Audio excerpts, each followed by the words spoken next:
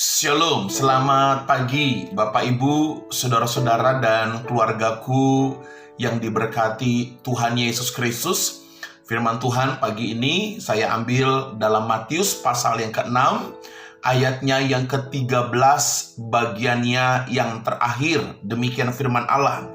Karena engkaulah yang empunya kerajaan dan kuasa dan kemuliaan sampai selama-lamanya. Amin. Bapak Ibu, ayat ini adalah bagian terakhir dalam teks doa Bapa kami yang diajarkan Yesus kepada murid-muridnya, yaitu bicara mengenai kerajaan, kuasa, dan kemuliaan. Saudara-saudara sekalian, yang empunya kerajaan, yang punya kuasa dan kemuliaan adalah Bapa kami. Kenapa saya tekankan begitu, saudara? Dalam Roma pasal 8 ayat 17 menjelaskan bahwa karena kita ini adalah anak, maka Allah adalah Bapa kita, otomatis kita punya status sebagai ahli waris kerajaan Allah.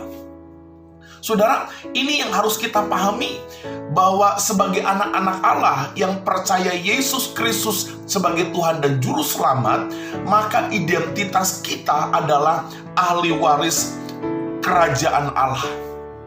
Bapa di sorgalah yang empunya kerajaan dan kuasa dan kemuliaan, dan kitalah ahli warisnya.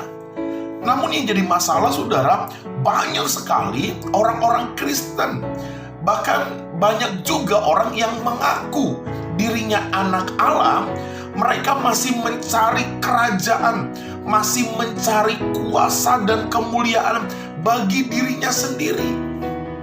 Padahal Alkitab sudah jelas mencatat semua sudah disediakan bagi kita anak-anaknya.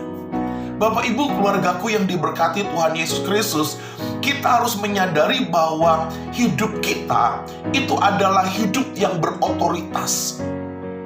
Karena kita percaya kepada Yesus sebagai Tuhan dan Juru Selamat, maka kita menerima kerajaan, kuasa, dan kemuliaan. Karena itu saya katakan kita harus bertindak dalam otoritas nama Yesus. Hidup kita harus mencerminkan pribadi Yesus. Kita harus bisa menjaga dan melatih diri kita supaya kita layak masuk di dalam kerajaan itu. Sekalipun mungkin kerajaan itu adalah kebenaran, sekalipun mungkin kerajaan itu adalah sebuah gambaran di masa mendatang, kita harus punya keyakinan bahwa kita kelak akan masuk ke sana karena kerajaan itu disediakan bagi kita. Kita harus melatih, kita harus menjaga diri kita. Dan yang paling penting adalah sebagai anak-anak Allah, kita harus punya mental kerajaan dan bukan mental pengemis. Pengemis kerjaannya cuma minta dan minta. Tapi mental kerajaan Allah adalah mental memberi yang terbaik. Tidak hanya bicara mengenai uang, tapi memberi hati kita, memberi hidup kita, memberi pikiran kita, memberi tenaga kita untuk kemuliaan Tuhan. Itulah mental kerajaan Allah. Bapak Ibu, poin-poin yang tadi saya sampaikan itu harus menjadi gaya hidup kita. Harus bertindak di dalam otoritas. Kita harus bisa menjaga dan melatih diri kita. Kita harus bisa punya mental kerajaan Allah, bukan mental pengemis. Karena apa, saudara?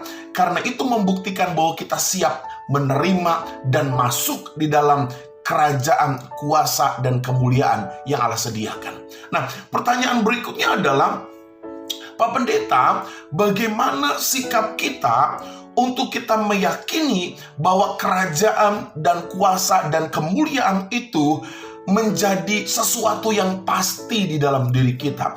Bukanlah sebuah pemahaman yang samar, bukanlah pemahaman yang semu, tetapi pemahaman yang pasti bahwa Bapa lah yang mempunyai kerajaan dan kuasa dan kemuliaan, dan hal itu pasti diberikan kepada kita. Saya menulis ada beberapa penting, saudara, yang bisa kita lakukan untuk kita meyakini dengan pasti bahwa kerajaan dan kuasa dan kemuliaan itu menjadi bagian kita sebagai anak-anak Allah. Yang pertama saya menulis, saudara, jadilah anak Tuhan yang tidak fokus hanya kepada berkat dan mujizat. Saudara, apa yang engkau kejar? Pribadi Yesusnya kah? Atau berkat dan mujizatnya kah?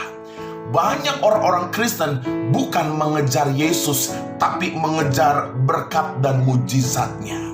Bapak Ibu, kerajaan Allah bukan bicara mengenai makan dan minum.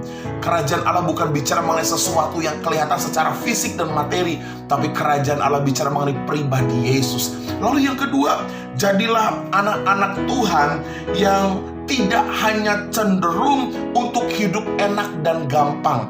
Bukankah Alkitab berkata kita harus berani pikul salib, menyangkal diri?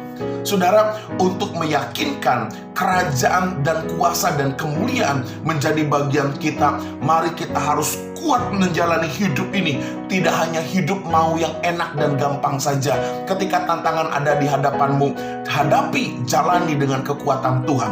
Lalu yang ketiga, kadangkala apa yang membuat kita tidak yakin kerajaan dan kuasa dan kemuliaan itu menjadi bagian buat kita? Karena kita tidak berani tampil beda dengan dunia. Malah kita sama hidupnya dengan dunia. Di awal dikatakan, saya tegaskan dengan jelas bahwa kita ini harus hidup dalam otoritas kerajaan Allah. Kita harus punya mental kerajaan Allah. Jangan sama dengan dunia ini. Kalau dunia hidup di dalam dosa, anak-anak Tuhan tidak boleh berkecimpung, berkompromi dengan dosa yang ada dalam dunia ini. Yang keempat, terakhir saudara, kita harus siap menghadapi tantangan. Katakan amin. Kerajaan sorga sudah menanti. Kuasa dan kemuliaan sudah diberikan kepada kita. Mari hadapi tantangan dengan kekuatan Allah. Percayalah, Tuhan pasti memberikan kita mujizat, berkat yang berlimpah. Bahkan kita akan menjadi ahli waris dan hidup bersama-sama dengan Yesus dalam kerajaan sorga. Tetap semangat keluargaku. Tuhan memberkati kita semua. Shalom.